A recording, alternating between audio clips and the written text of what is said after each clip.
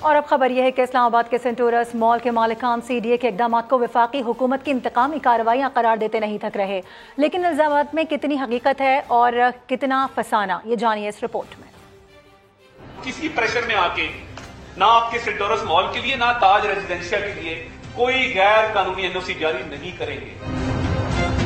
وزیر اعظم کے معاملے خصوصی کا دو ٹوک اعلان ہے غیر قانونی اقدام کے خلاف، لیکن سینٹورس مال کے مالکان گزشتہ ہفتے جاری نوٹس کو انتقامی کارروائی قرار دے کر کیا حقیقت چھپا رہے ہیں وہ بھی جان لیں۔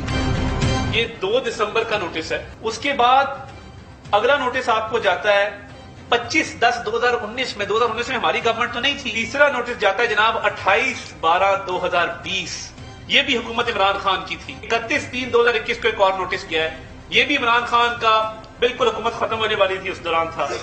پھر ایک نوٹس گیا ہے 23/11/2022 کو۔ یہ نوٹسز ہیں کیوں؟ معاملہ 2008 سے شروع ہوتا ہے۔ جنوری 2008 میں منظور شدہ بلڈنگ پلان سے ہی تجاوز نہیں کیا گیا، بلکہ 2012 میں سی ڈی اے کی اجازت اور کمپلیشن سرٹیفکیٹ کے بغیر ہی بلڈنگ کا قبضہ مدت سے 3 ماہ پہلے لے لیا گیا۔ اکاؤنٹنٹ جنرل آف پاکستان کی 2015-16 کی آڈٹ رپورٹ کے مطابق مال سی ڈی اے کی اجازت کے بغیر چلایا جا رہا ہے۔ 10 ارب روپے کی 40 کنال اراضی پر پارکنگ ایریا کی تجاوزات قائم کی گئیں۔ 3000 مربع گز اراضی استعمال کر کے سی ڈی اے کو مزید 8,47,00,000 روپے کا نقصان پہنچایا گیا۔ بلڈنگ پلان بھی غیر قانونی طور پر تبدیل کیا گیا۔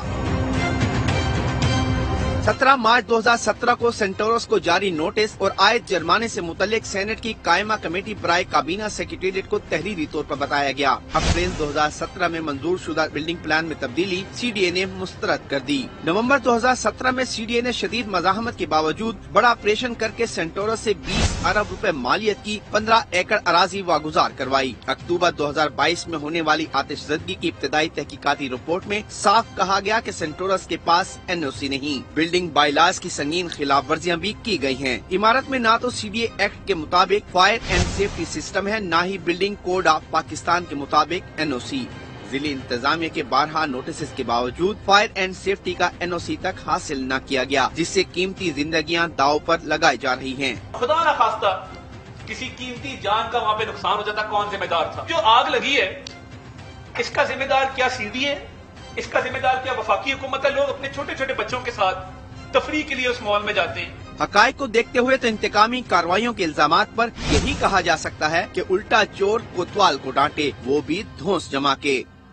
اسلام آباد میں سینٹورس شاپنگ مال بنانے اور اس کو چلانے کے لیے قانون کی دھجیاں اڑائی گئیں اور تمام قواعد و ضوابط کو نظر انداز کیا گیا۔ اس تمام غیر قانونی اقدامات پر بات کرتے ہیں سینئر تجزیہ کار عادل گیلانی صاحب نے ہمیں جوائن کیا ہے۔ بہت شکریہ، آپ نے سما کے لیے وقت نکالا۔ سر یہ بتائیے گا کہ ایک تو عمارت منظور شدہ بلڈنگ پلان سے تجاوز کر کے بنائی گئی ہے، قبضہ بھی مدت سے 3 ماہ پہلے لے لیا گیا، سی ڈی اے سے اجازت بھی نہیں لی گئی تھی، تو ذاتی کاروبار چلانے کے لیے اس تمام غیر قانونی اقدامات پر آپ کیا کہیں گے؟ دیکھیں، یہ جو ہے یہ بلڈر مافیا جس کے وجہ سے پوری پاکستان کی اکانومی تباہ ہوئی ہے، یہ one of the builder mafia کا یہ کام ہے۔ اس میں پاک گلف کنسٹرکشن کمپنی جو اس پروجیکٹ کی اونر ہے وہ انوالو ہے۔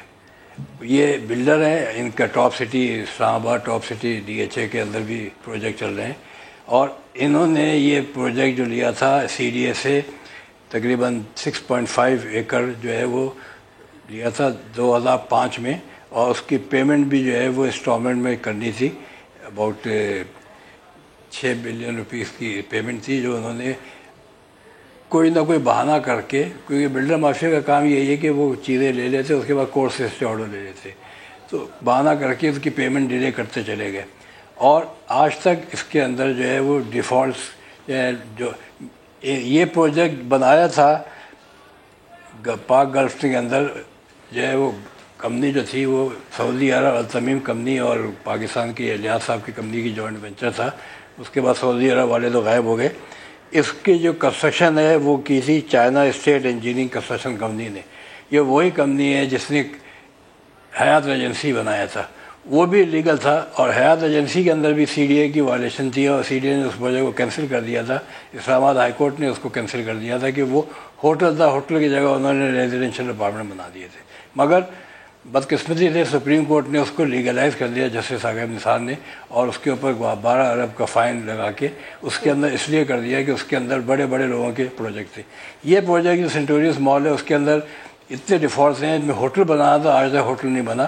اسی بیسس پہ اس کے اوپر بھی 12-14 ارب کا کیسز ہونے چاہیے، مگر سی ڈی اے کے سب پچھلی حکومتوں میں اور آج تک جو ہے سب انوالو ہے اس کے اندر، اور اس کے خلاف کبھی کارروائی ہوئی نہیں ہے. جو کارروائی اس کے خلاف ہوئی ہے جو حیات ایجنسی کی، تو اس کے اندر بلڈر مافیا کا. جی عادل صاحب، یہی سوال میں آپ کی جانب لے کر آنا چاہ رہی ہوں کہ شاپنگ مال بنانے کے لیے 40 کنال اراضی پر تجاوزات قائم تو کی گئیں. اب اس طرح اگر ہم دیکھیں تو انتظامیہ نے کسی بھی قانون اور ضوابط کی پاسداری تو کی نہیں ہے. تو آپ کو کیا لگتا ہے طاقتور لوگ، طاقتور حلقے جو ہیں، قانون کو کیوں اپنا غلام سمجھتے ہیں؟ یہی ہے نا، اسٹیٹ کیپچر اسی کو کہتے ہیں. اسی لیے پاکستان کی کرپشن انڈیکس بہت خراب ہے. پاکستان کرپشن میں یہ ٹاپ پہ جا رہا ہے کہ یہ سارے کے سارے بلڈر مافیا ہو گئے، یہ ایکسپورٹ مافیا ہو گئے، ٹیکسٹائل مافیا ہو گئے، یہ حکومتوں کو خرید لیتے ہیں اور حکومت سے اپنے مطلب کے فیصلے کراتے ہیں، کورٹ کو فیصلے اپنے مطلب سے کراتے ہیں، ایجنسی سے. اس کے اوپر کوئی آج تک کرپشن کا کیس ہی نہیں ہوا ہے، جبکہ دوسرے اوپر جو اسلام آباد ہائی کورٹ نے اس کو کینسل کر دیا، میں نے بتایا اس کو حیات ایجنسی کو، مگر سپریم کورٹ نے جو ہے وہ اللیگل پروجیکٹ کو لیگلائز کر دیا تھا. اس کے پیسے بھی آج تک پورے نہیں ملے. تو یہ جب تک کہ رول آف لا پاکستان میں نہیں ہوگا، جب تک کہ بلڈر مافیا کو یہ سینکشن نہ لگائی جائیں گی، نہ بلڈر مافیا کو ایمنسٹی دی جائے گی جو عمران خان نے بھی دی ہے، پچھلے حکومتوں میں بھی دی ہے، پچھلے 40 سال سے مل رہا ہے پاکستان میں. یہ پروجیکٹ جو ہے رول ماڈل ہے، اس کو اٹھانا چاہیے. آدم سواتی نے یہ 2017 کے اندر کوشچن اٹھایا تھا کہ اس کے اوپر ایکشن لے. آج اسی کی پارٹی کا یہ مین بندہ ہے جس کا اونر ہے اور اعضاء کمیٹی کا پرائم منسٹر ہے. تو یہ سارے کے سارے پہلے ان کو بلیک میل کرتے ہیں اسمبلی میں آ کے، اس کے بعد جو ہے وہ جوائن کر لیتے ہیں پارٹی کو اور الیکشن جیت بالکل ایسا ہی ہے کہ پہلے کہا جاتا ہے کہ اس پر آواز اٹھائی جائے، جب خود اس کا حصہ بن جاتے ہیں تو پھر کہتے ہیں جی کہ ہم تو حق پر ہیں. اس حوالے سے آپ ہمارے ساتھ موجود تھے. عادل گیلانی صاحب، بے حد شکریہ آپ کا.